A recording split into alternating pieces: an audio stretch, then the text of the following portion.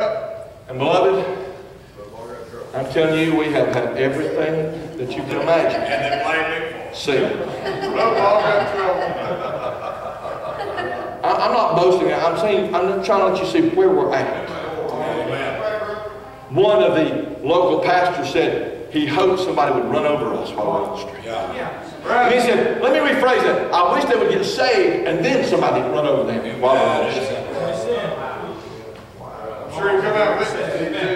That was not put down. Those statements aren't. No. But for us standing against false doctrine and against false brethren, I can tell you that was no in our community. No.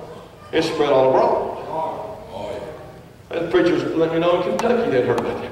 We didn't go out there for a show, honestly. No, sir. We went out there to inform the people going in of what was going on because the pastor would not do anything about it. That's right. And because of that, beloved, I'm telling you, opposition arose and persecution arose. Not physically, but the threat. See, they threatened to stone them, and probably would have if they could. And one of the local pastors said, I wish somebody would run over. And this was his final word, you better stay out of the street. That's where we're at. That's where we're at, beloved. I'm telling you, in our day, to stand against the false doctrine of our day is bad news for those that will be willing to stand. And here in this Bible, Paul tells Timothy, I'm going to tell you, son, it's the most wonderful life in the world, but when you live godly, you're going to suffer persecution. I'm not trying to say we're perfect. The Lord knows you can our folks, you'll find out we're not perfect. But when you stand for what's right, I'm telling you, people don't like it. Amen. Brother Anthony Green that was here last night. If he was here, I'd tell you this. He went to a church, a big church in his area, Nashville. And him and his family went in and sat down at their Jubilee.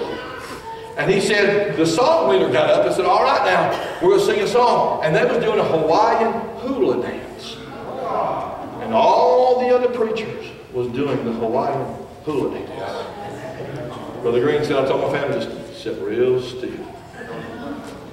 And he said, the song leader come over right in front of them and looked down at him and said, well, I see we have some Pharisees here today. So Brother Green said, when he got through with all their shenanigans, he said, a preacher got up to preach and preaching a bunch of junk about children's church and all that kind of stuff. And he said, when he got real quiet, when the man was getting his thoughts together, he went, and I know he didn't agree. It was all going around and gagging him. Well, needless to say, off with his head. He's done with that crowd.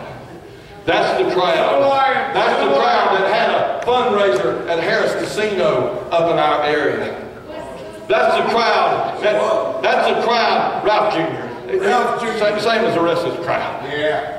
That's the crowd that marches in all these places. We're standing in front of the Gaither concert, and here he come in with his presidential smile on, shaking hands and nodding at everybody. Ralph Sexton Jr., what are you talking about? Can I tell you something? Right. When you stand for truth, it automatically opposes untruth. You go to a Gaither concert.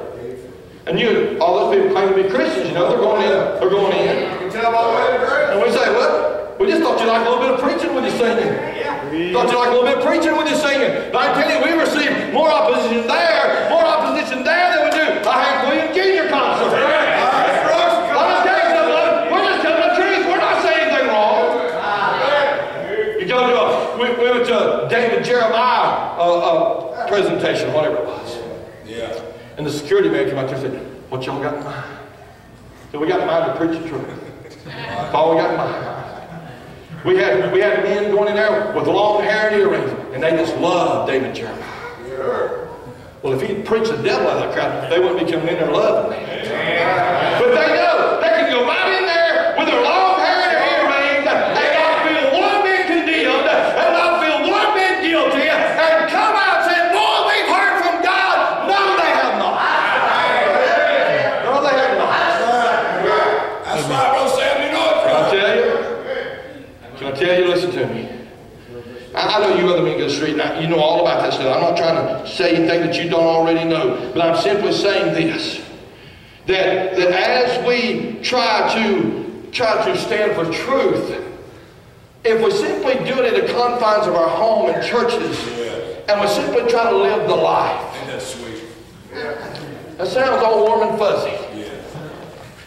I'm telling you, Paul would have never received any persecution doing that. He gave examples of why he suffered persecution.